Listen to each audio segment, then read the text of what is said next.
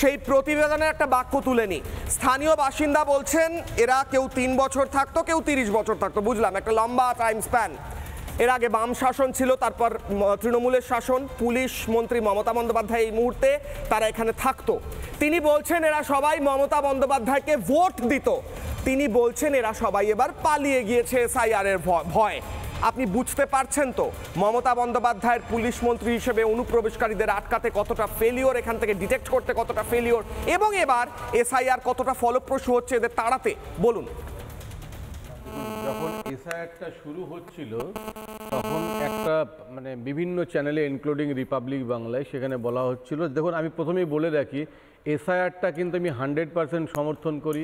অনুপ্রবেশ যদি হয় সেটা আটকানোর জন্য যে কোনো পদক্ষেপ ব্যক্তিগতভাবে আমি 100% সমর্থন করি, কিন্তু যেভাবে প্রচারটা হয় সেটা মনে হয় একটু মানুষকে আতঙ্ক করে দেওয়া বা মানুষের মধ্যে একটু ভয়ভীতি সঞ্চার করা, সেটাও কিন্তু একটা মিডিয়ার কাজ, যাতে মানুষ ঠিকভাবে বুঝতে পারে কোনটা ঠিক কোনটা ভুল।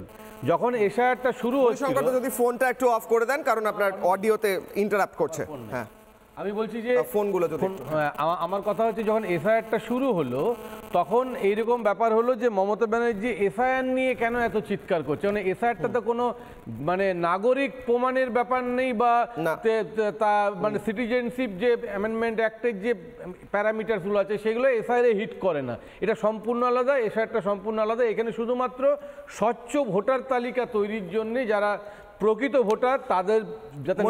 আপনি যেটা বলছেন মমতা বন্দ্যোপাধ্যায় নিজে কিন্তু ডাইরেক্টলি সেটাকে কাউন্টার করেছেন। বারবার তিনি বলেছেন এসআইআর এর আড়ালে আসলে এনআরসি করে দেওয়া হবে, আসলে নাগরিকত্ব কেড়ে নেওয়া হবে। তিনি বলেছেন বাইট আছে। আপনি উল্টো কথা বলছেন, আপনি মমতা বন্দ্যোপাধ্যায়ের ভাষণ বলছেন। তার মানে আপনি মানেন মমতা বন্দ্যোপাধ্যায় ভুল কথা বলেছেন? আমি একবারে বলছি না তো, বলেছে তো। তখন আপনাদের মতো মিডিয়াগুলোকে বা আলোচনা সভাগুলো তো হতো যে মমতা ব্যানার্জি এবিসিডিও বোঝে না একটা সংবিধানে, এসআইআরটা যে সিএ নয়, এসআইআর মাধ্যমে যে নাগরিক কি নাগরিক নয় এটা হয় না তো, এখনো তো তাই বলছি। এখন পালাচ্ছে এই নিয়ে আপনারা বলে যাচ্ছেন। কেন পালাচ্ছে জানেন? কেন বলতে পারেন না মিডিয়াতে? কেন পালাচ্ছে বলুন, কেন পালাচ্ছে? বাংলাদেশী অবৈধ নাগরিক জানে যদি এসআইআর এর কারণে তাদের বাড়িতে আধিকারিকরা আসেন এবং কাগজ দেখতে চান, তারা না 2002 এর কাগজ দেখাতে পারবে, না তাদের বাবা মায়ের রুট দেখাতে পারবে। বাংলাদেশী অনুপ্রবেশকারীরা পালাচ্ছে কেন? তাহলে আপনার কি মনে হয় কেন বুঝবে না? আমি বলছি একজন ভারতবর্ষের নাগরিক, সে ভারতবর্ষে যদি অনুপ্রবেশ করে আসে তার থাকার অধিকার নেই, ঠিক আছে, কিন্তু সেটা স্বরাষ্ট্র দপ্তরে এতদিন ডিটেক্ট হয়নি। কিন্তু তুমি যদি এসআইআর এর নাম করে ওইগুলো করো তাহলে মমতা ব্যানার্জি যেগুলো বলেছে সেগুলো ঠিক বলেছে না। স্যার আপনি গুলিয়ে ফেলছেন। না, আমি গুলিয়ে ফেলছি না। এসআইআর এর ভয় কেন পালাচ্ছে জানেন? আপনি কেন মিডিয়া কেন পালাচ্ছে?